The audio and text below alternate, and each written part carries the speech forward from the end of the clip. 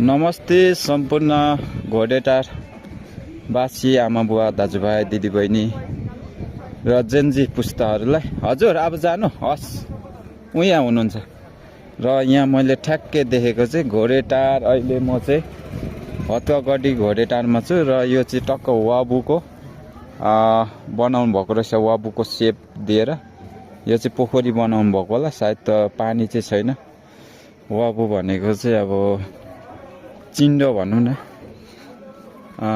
र अहिले हामी चाहिँ ठ्याक्कै घोडेटार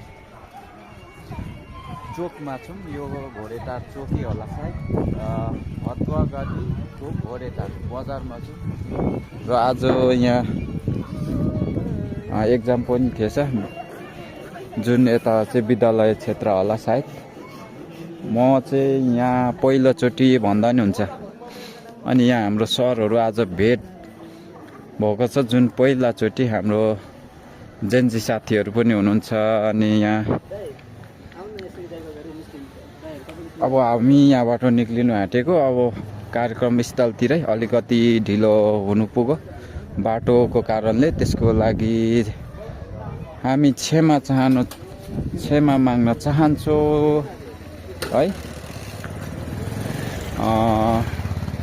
ल हस् त अहिलेलाई हो।